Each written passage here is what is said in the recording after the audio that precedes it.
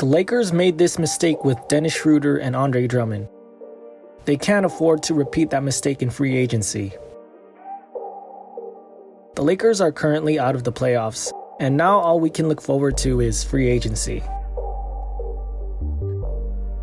I don't believe they need to blow up the team, and judging by Rob Pelinka's statements in his exit interview, I believe he thinks the same thing.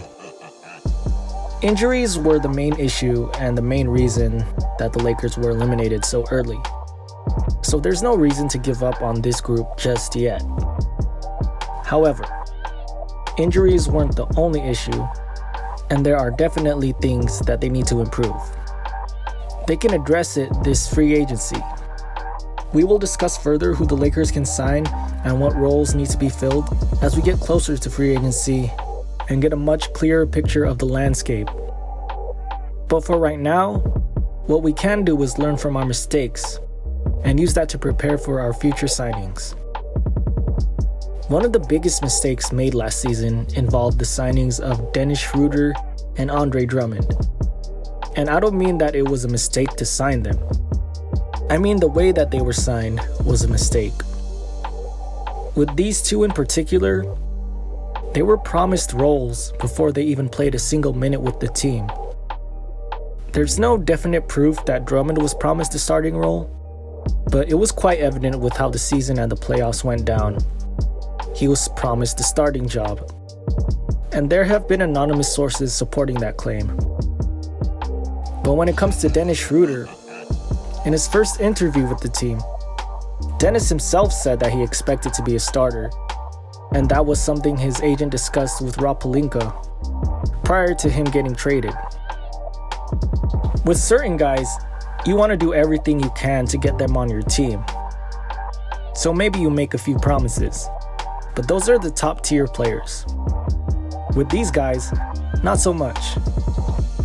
A guy who was bought out because a team would rather pay to not have him on the roster, a guy who was traded to you and has no choice but to play for your team, you don't make promises to these type of players.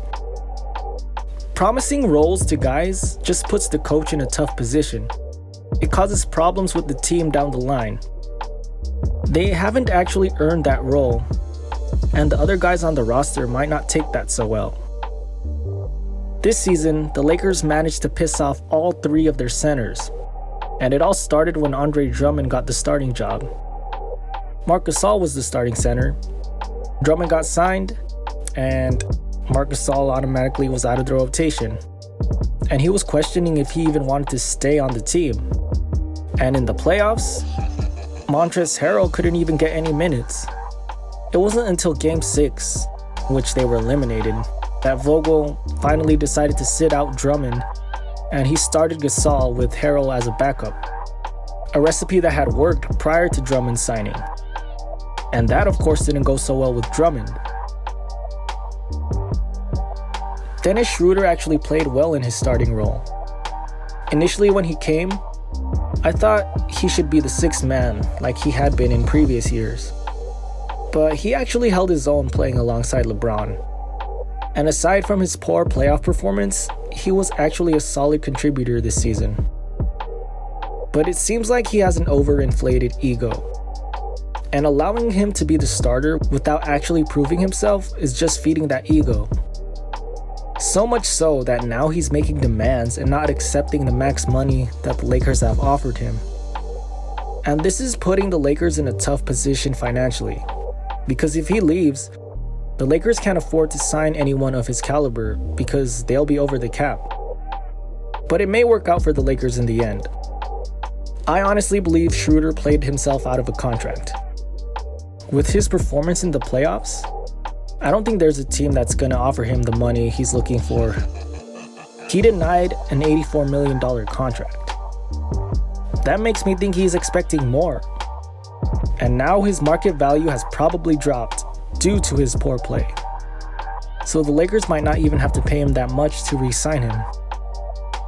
He has stated that he wants to be the main ball handler for a championship team. But that's not going to happen when you have LeBron on your team. But he has also said that he wants to be back next year, but it has to be fair. I don't know, but $84 million sounds way more than fair to me. But we'll just have to see what happens. Now, don't get me wrong. I would love to have these players back next season. At the right price, of course. I believe they can make a significant contribution to this team. And maybe that does mean that they are starters. But maybe it doesn't. If other players prove that they are more deserving, you have to allow the players to fight for their positions, or else you'll end up with a lot of disgruntled players and chemistry issues. So when the Lakers get into free agency, they can't be promising roles to players. They need to let them earn those roles and see how they fit with the rest of the team. Now, obviously, if a guy like Steph Curry is in play, then you promise whatever role he wants. But at that point, you probably won't have to promise anything because it's just a given that he would be starting. And no one on the team is going to argue against that. But the Lakers are unlikely to sign anybody of that caliber this offseason.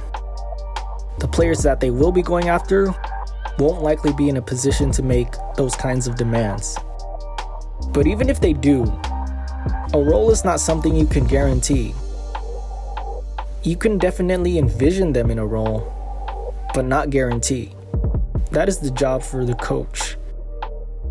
Doing so will only lead to issues down the line.